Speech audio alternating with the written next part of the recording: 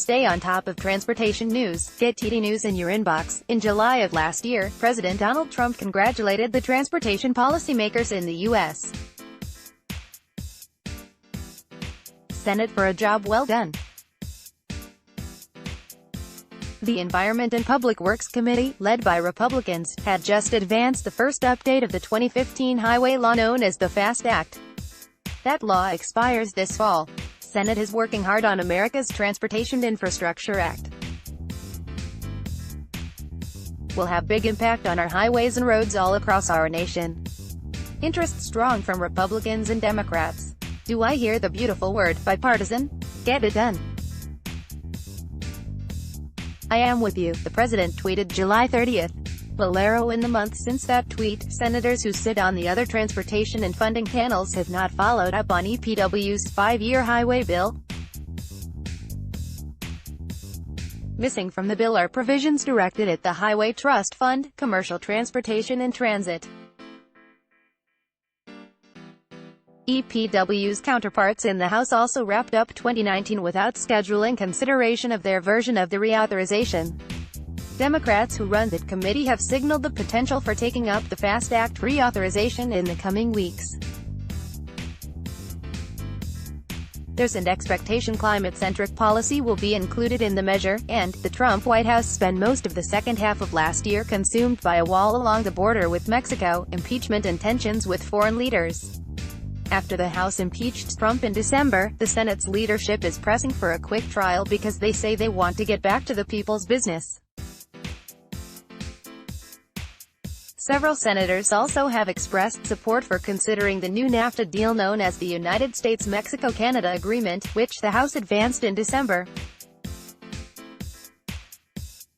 Around the country, governors will start delivering their annual addresses to residents. Rebuilding infrastructure and addressing climate change may get major mentions from several state leaders. The president, on the other hand, has not been engaging in a robust debate about the country's transportation and infrastructure network. Matters that consumed him late last year persist. 196-0 was the Republican House vote.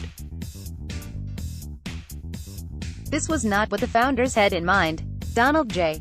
Trump, at Real Donald Trump, January 6, 2021 of the founders, James Madison, highlighted infrastructure, as he explained in the Federalist Papers, nothing which tends to facilitate the intercourse between the states can be deemed unworthy of the public care. According to the American Road and Transportation Builders Association, more than 47,000 bridges are structurally deficient. The week ahead, all times Eastern, Jan. 7:10 a.m., the American Petroleum Institute hosts a conference call about its 2020 State of American Energy Report. Jan. 8:10 a.m., the Senate Environment and Public Works Committee meets to review the Clean Water Act.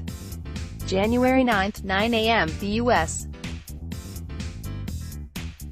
Chamber of Commerce hosts its State of American Business Forum to highlight trends and concerns across the business sector. Jan.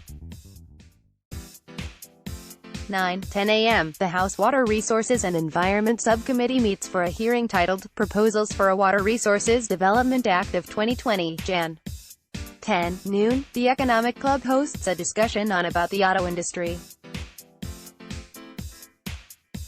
Ola Kalenius, chairman of the Board of Management of Daimler AG and chief of its Mercedes-Benz Cars unit, joins the conversation. Mood swings. It's a presidential election year, and not much legislating happens on Capitol Hill. Yet key stakeholders tell us there's a chance, however slim. Congress advances a highway reauthorization measure ahead of the FAST Act's expiration in the fall. In case you missed it, the Secretary of Transportation responds. Who's new? Kramer. The U.S. has a new money guy. His name, John Kramer. The Senate confirmed Kramer for the post of Chief Financial Officer in November. He had been Deputy Assistant Secretary for Budget and Finance in the Office of the Secretary.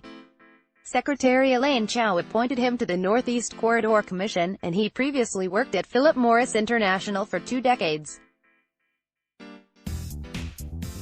The CFO's office must help lead the way by innovating its own legacy systems and methodology with the latest systems and related technology to improve performance without compromising oversight, he told senators.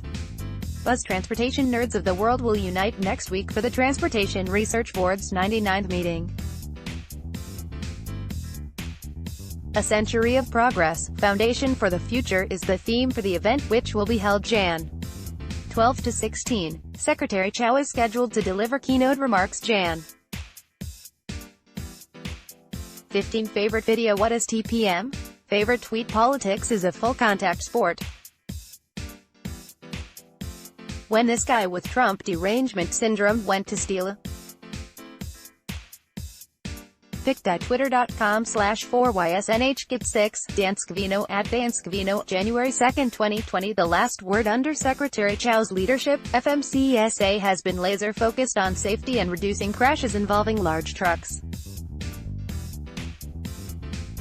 The agency's accomplishments reflect the Trump administration's commitment to improving safety on our roadways, reducing regulatory burdens and strengthening the nation's motor carrier industry. Federal Motor Carrier Safety Administration Acting Administrator Jim Mullen on deck. 30. Thanks for reading Capitol Agenda. We publish weekly when Congress is in session.